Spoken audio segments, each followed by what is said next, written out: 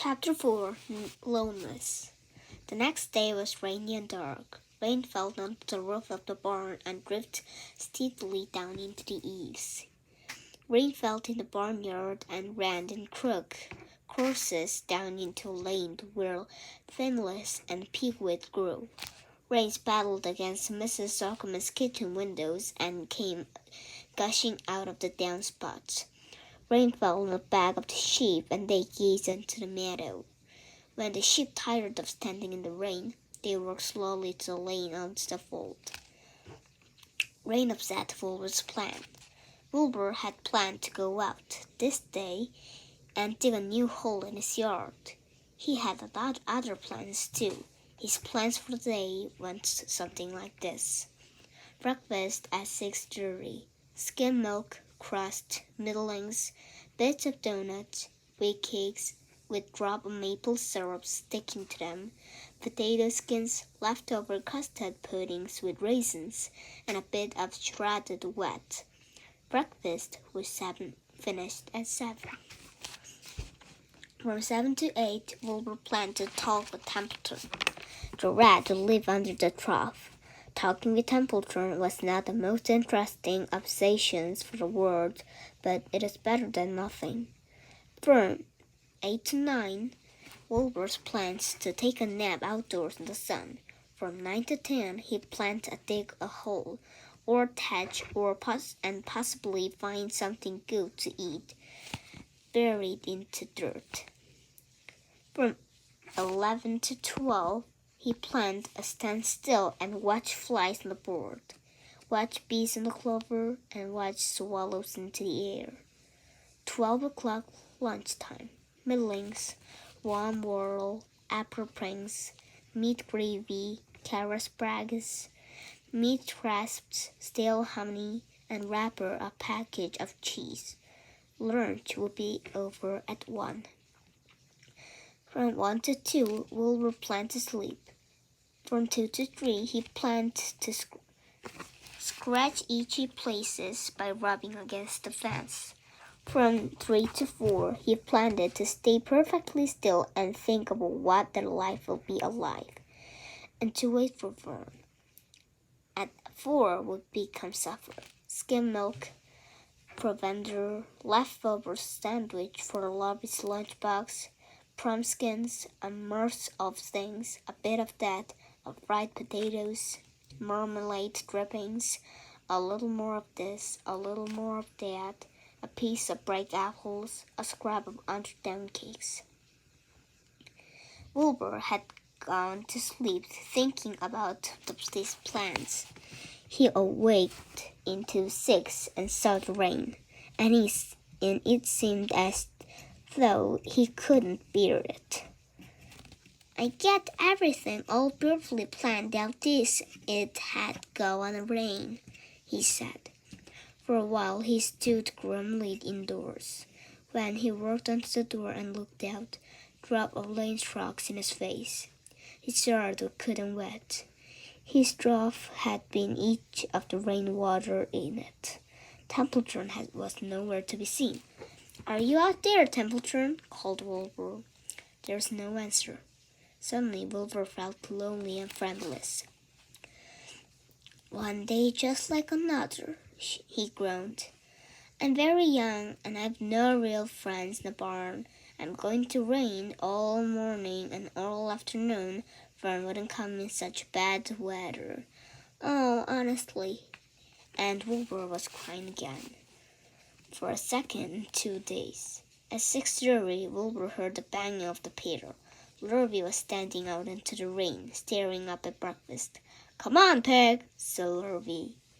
Wilbur did not budge. Lurvy dumped on the slopes, scraped a pail, and walked away. He noticed that something was wrong with the pig. Wilbur didn't want food. He wanted love. He wanted friends, someone who had played with him.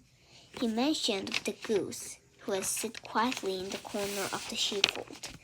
"Would you come over and play with me?" he asked. Sorry, said the goose. "I'm sitting on my eggs, 8 of them. Got and keep them toasty warm. I have to stay right here. I'm no February ever gribbet. I'm not playing with this egg hatched. I'm expecting goslings. Well, I didn't think you have expected woodpeckers, said Wilbur brutally. Wilbur next tried to one of the lambs. Will you please play with me? He asked. Certainly not, said the lamb. In first place, I cannot get into your pen. And I'm not old enough to jump over this fence. And in second place, and I'm not interested in pigs. Pigs mean less than nothing to me. What do you mean less than nothing? Replied Wilbur. I don't think there is any such thing as less than nothing. Nothing is absolutely a limit of nothingness. It is the lowest you can go, and at the end of the line. How can something be less than nothing? If there is such something that is less than nothing, then nothing will be nothing. And those be something even though you just have a little bit something. But if nothing is nothing, then nothing has nothing in it less than it. Oh, be quiet, said the lamb. Go play by yourself. I don't play with pigs. Sadly, Rubble lay down and listened to the rain. Soon he saw the rat climbing down of the sliding board he used on the stairway. Will you play with me, Templeton? Asked Wilbur. Play, said Templeton, staring his whiskers. Play? I don't know that meaning of the word. Well, said Wilbur, it means to have fun, to frolic, to run and skip and make merry. I never of these things and then unavoid them, replied the rat sourly. I prefer that I spend my time eating, growling, spying, and hiding, and I ain't gotten about not a merry maker. Right now I'm on my way to your trough and eat your breakfast, since you hasn't gone since enough your breakfast, said Templeton. The rat scratched silly along into the wall and disappeared into a paved tunnel, and he had a dug between the door and the trough in Wilbur's yard. Templeton is a crafty rat. He had things pretty much in his own way. The tunnel was an example of his skills, and the tunnel enabled him to get front of the barn and hiding under place under the pig trough without something was onto the open. He had tunneled onto a runways of over Mr. Zuckerman's farm and could get one from place and another without being seen. Usually he slept during the daytime and was bored only after dark. Wilbur watched him disappear into the tunnel. It was a moment he saw the rat, sharp nose poked out from underneath this wooden trough. Cautiously, Templeton pulled himself onto the edge of the trough. It was almost then Wilbur could stand, on a daily rainy day, to see his breakfast being eaten by somebody else. His nose, Templeton not getting soaked, were out into pouring rain. But even that didn't comfort him. Friendless, dejected, and hungry, he threw himself down into the manure of the sod.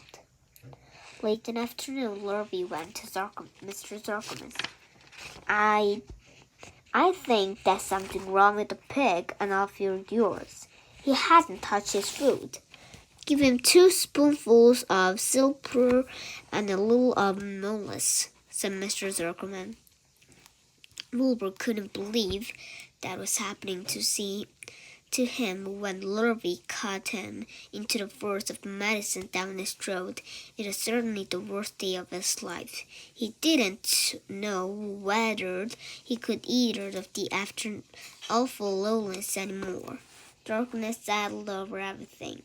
Soon there was only shadows of the noises and sheep crunching their cows, and ordinary of the rattle of the cow chain dog over their head. You can imagine Wilbur's surprise then, Out of darkness came a small voice and I'd never heard before. It sounded rather thin, but pleasant. Do you want a friend, Wilbur? It said. I'll be a friend to you. I've watched you all days and I like you. But I can't see you, said Wilbur, jumping on his feet. Where are you and who are you?